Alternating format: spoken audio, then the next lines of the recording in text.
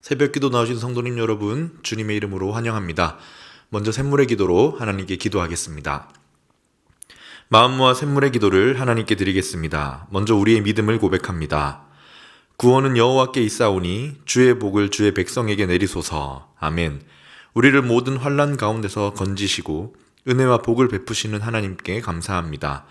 매일의 삶 가운데 쉼이 있는 삶을 허락하시고 말씀 가운데 하나님의 임재를 경험하게 하시며 매 순간 하나님과 관계하는 샘물 성도가 되게 하소서.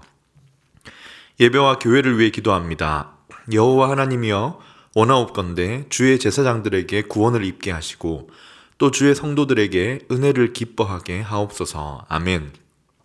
하나님, 예배의 자리 가운데 하나님 안에서의 쉼을 경험하게 하시고 위로와 감격을 경험하게 하소서. 매주일 선포되는 말씀 가운데 은혜가 넘치게 하시고 찬양과 기도와 섬김의 자리가 은혜와 기쁨의 자리가 되게 하소서. 순전한 예배자로 살게 하시고 세상에서도 날마다 칭찬받으며 선한 영향력을 주는 샘물 공동체가 되게 하소서. 목장을 위해 기도합니다. 그런즉 이와 같이 지금도 은혜로 택하심을 따라 남은 자가 있느니라. 아멘. 하나님, 우리 목장이 이 땅을 바로 세우기 위해 하나님께서 은혜로 택하신 자들임을 깨닫게 하소서. 모일 때마다 대화가 넘쳐나게 하시고 사소한 삶의 이야기들조차 감사와 찬양이 되게 하소서. 은혜의 교제와 삶에서의 간증이 넘쳐나게 하시고 서로를 향한 사랑이 넘쳐나게 하소서. 섬기는 목자들에게 지혜와 명철을 허락하시고 풍성한 은혜를 부어주소서. 샘물 성도님들을 위해 기도합니다. 주의 백성을 구원하시며 주의 산업에 복을 주시고 또 그들의 목자가 되시어 영원토록 그들을 인도하소서. 아멘. 아픔과 질병 중에 있는 성도들에게는 치유와 회복을 허락하시고 근심과 염려가 있는 성도들에게는 위로와 평안을 허락하여 주소서. 우리의 목자 되신 주님께서 선한 길로 인도하심을 경험하게 하시고 우리 사업의 터와 환경 가운데 복 주심을 경험케 하소서. 날마다 믿음을 굳건하게 하시고 샘통 300일을 통해 주님과 동행하는 삶을 살게 하소서. 나라와 선교를 위해 기도합니다.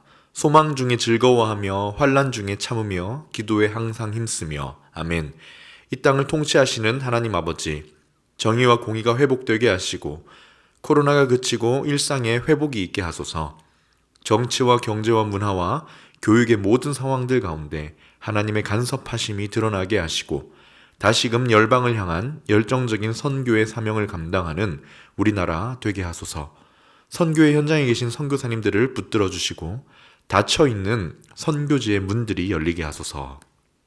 오늘도 우리 가운데 살아 역사하시는 하나님을 찬양합니다. 거룩하신 예수님의 이름으로 기도합니다. 아멘. 오늘 함께 나눌 하나님 말씀은 창세기 41장 37절에서 57절 말씀입니다. 바로와 그의 모든 신하가 이 일을 좋게 여긴지라. 바로가 그의 신하들에게 이르되 이와 같이 하나님의 영에 감동된 사람을 우리가 어찌 찾을 수 있으리요 하고 요셉에게 이르되 하나님이 이 모든 것을 내게 보이셨으니 너와 같이 명철하고 지혜 있는 자가 없도다.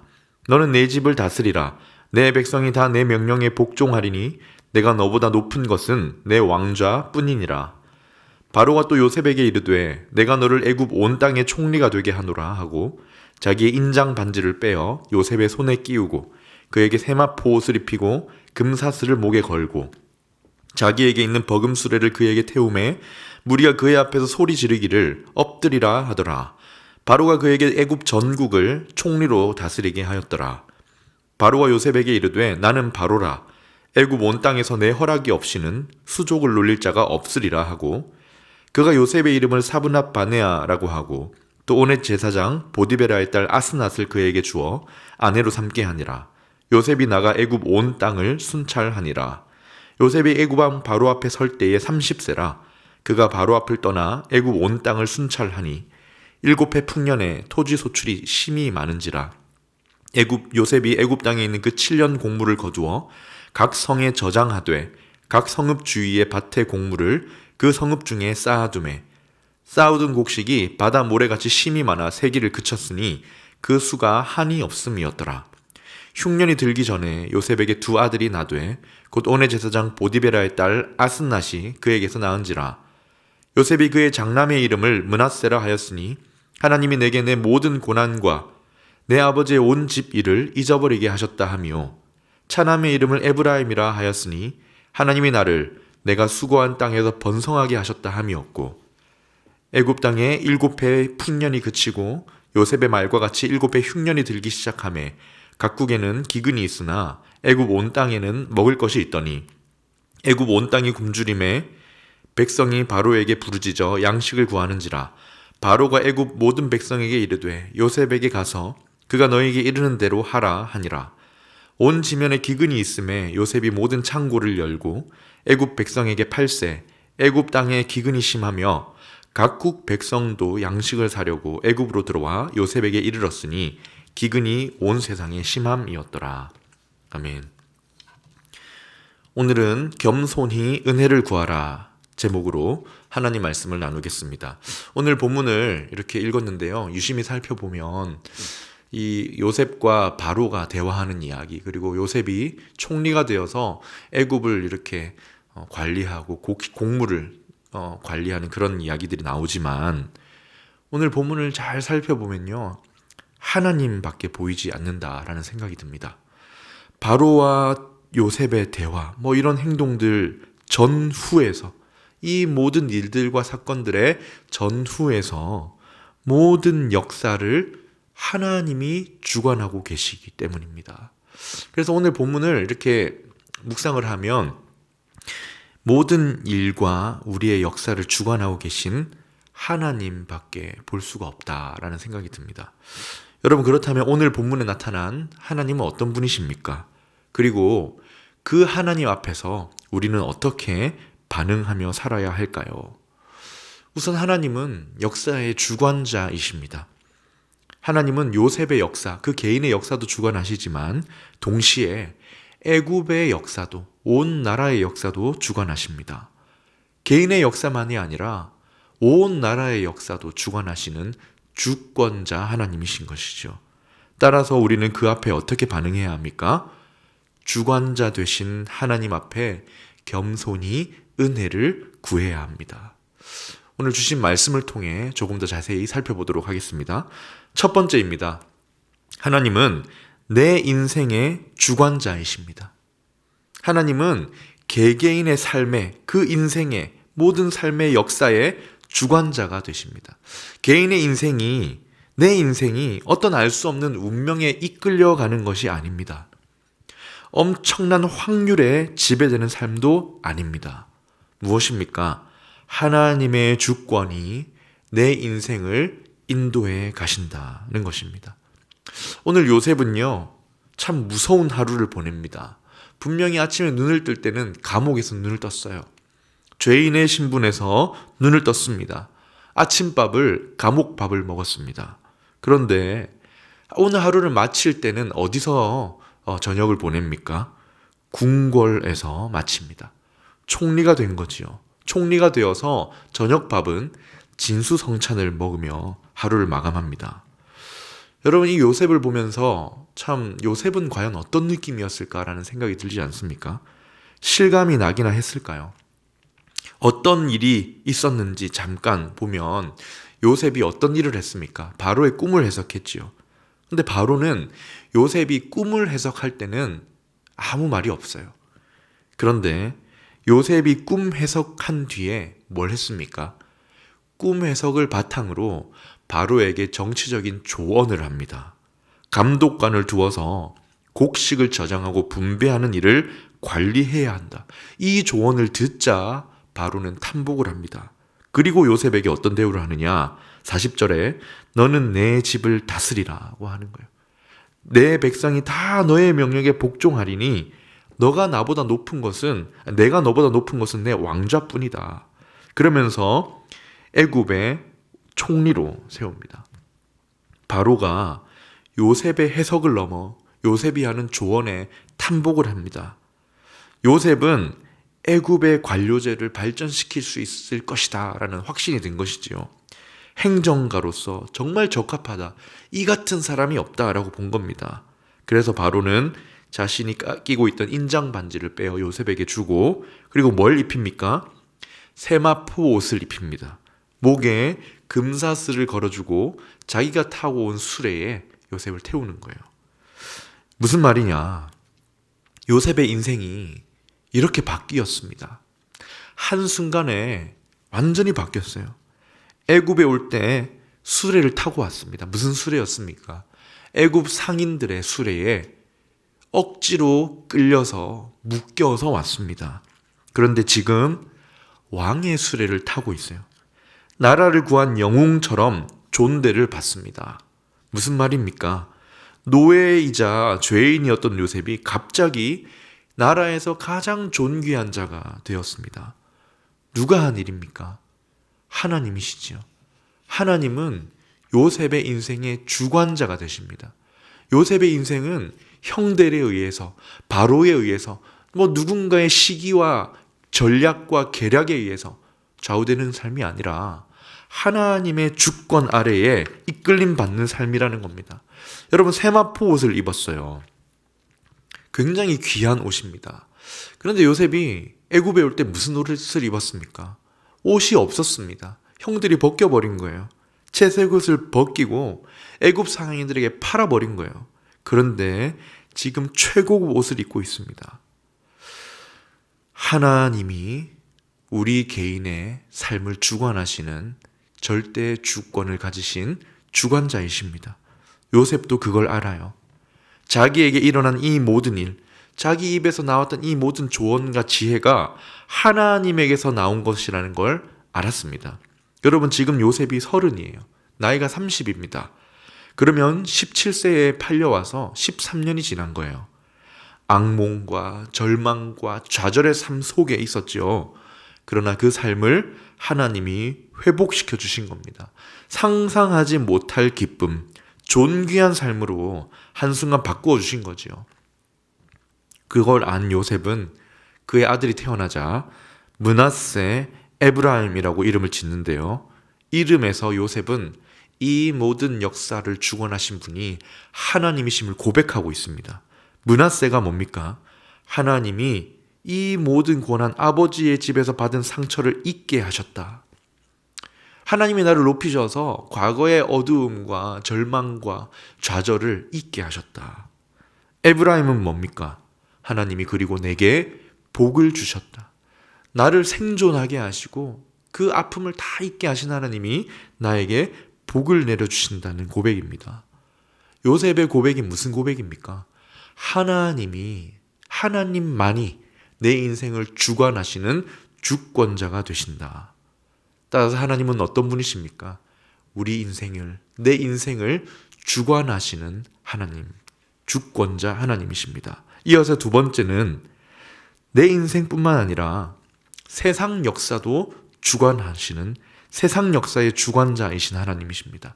하나님은 내 개인뿐만 아니라 나라와 민족, 온 세상의 역사도 주권으로 주관하십니다. 누군가의 공에 의해서 나라가 세워지는 게 아닙니다. 누군가의 다툼으로 흥하고 쇠하는 것이 아니에요. 어떤 위인이 지략을 펼친 결과가 아닙니다. 하나님이 주관하시는 것입니다. 개인의 역사뿐만 아니라 온 세상의 역사도 하나님이 주관자가 되신다. 요셉의 조언을 따라서 바로가 어떻게 합니까? 애굽의 관료들을 정비합니다. 앞으로 다가올 풍년과 흉년의 식량 문제들을 미리 내다보고 해결해 나가고 대비합니다. 그래서 어떻게 됩니까? 꿈의 해석대로 처음 7년은 풍년이 오지요. 보통 추수하는 양보다 어마어마하게 많은 소출이 난 겁니다. 그래서 남은 곡식을 각 성에 저장을 해둬요. 그 쌓아둔 곡식이 바다의 모래알 같아서 세기를 그쳤다, 세기를 포기했다고 합니다. 재고 파악이 안 될 정도로 너무 많았던 거예요. 그런데 문제는 뭡니까? 그 다음 흉년이 또 7년이 됩니다. 그러나 이 흉년도 애굽의 부를 축적하는 데 큰 도움을 줍니다. 왜입니까? 애굽에만 흉년인 게 아니라 주변 모든 나라에 흉년이 왔어요. 흉년은 그냥 농사가 조금 안 된 정도가 아니라 대규모 굶주림이 찾아온 거예요. 죽음의 위협 때문에 각국에서 어떻게 하겠습니까? 애굽의 양식을 사러 오는 거예요. 57절입니다. 각국 백성도 양식을 사려고 애굽으로 들어와 요셉에게 이르렀으니 기근이 온 세상에 심함이었더라. 주변 모든 백성들이 돈을 가지고 와서 이제 애굽에 와서 쌀을 팝니다. 앞에 풍년 7년에 저장해둔 곡식을 가지고 이제 애굽은 뭘 모읍니까? 이거 남은 걸 팔아서 돈을 모읍니다. 아마 이때 애굽이 세계의 정말 최강대국으로 뛰어올랐을 겁니다. 애굽이 이렇게 부유한 국가, 강한 국가가 되는 것에도 누가 주관하신 것입니까? 하나님이시죠. 반대로 언제 이 애굽이 무너집니까? 애굽의 막강함이 언제 무너집니까? 출애굽할 때 무너집니다. 애굽은 지금 벌어들인 돈으로 엄청난 군사력을 준비했습니다. 그런데 나중에 모세를 통해 출애굽할 때 보면 바로가 출애굽한 이스라엘 백성들을 막 뒤쫓아가잖아요. 어떻게 되느냐? 출애굽기 14장 6절 7절입니다. 보면 바로가 곧 그의 병거를 갖추고 그의 백성을 데리고 가는데요. 선발된 병거가 600대고 애굽의 모든 병거를 동원해서 지휘관들을 데리고 갑니다. 전투 병력을 다 이끌고 간 거예요. 말이며 전차며 병거의 군인들 최소한의 수비대 남겨놓고 다 갔겠지요. 그런데 어떻게 됩니까? 그 막강한 군대, 돈을 쏟아 부어서 만들었던 군사력이 홍해 바다에 하루아침에 몰살됩니다. 다 잃는 거예요. 이때부터 애굽의 국세가 기우는 겁니다. 400년 전에는 하나님께서 풍년 7년 또 7년의 흉년을 통해서 애굽을 굉장히 큰 나라로 세우셨죠. 그러나 하나님의 때에 또 다른 때에 이스라엘 백성들이 출애굽하시는 그때에 맞추어서 애굽의 부와 능력을 다시 허무시는 거예요. 하나님은 한 개인의 삶뿐만 아니라 나라의 일, 세계의 역사까지도 주관하시는 주관자이십니다. 그래서 마지막 세 번째, 이게 가장 중요한 오늘의 말씀인데요. 겸손히 은혜를 구하라는 말씀입니다. 자, 역사의 주관자 되신 하나님 앞에 뭐 하라는 것입니까? 겸손히 은혜를 구하라. 지금 내 삶의 형편과 환경에 따라 흔들리지 말고 확률을 계산하고 내가 어떻게 하면 될지 계산하기보다 한순간에 내 삶을 기쁨과 존귀하게 만들어 주실 하나님께 뭐 하라는 거예요? 은혜를 구하라는 것입니다.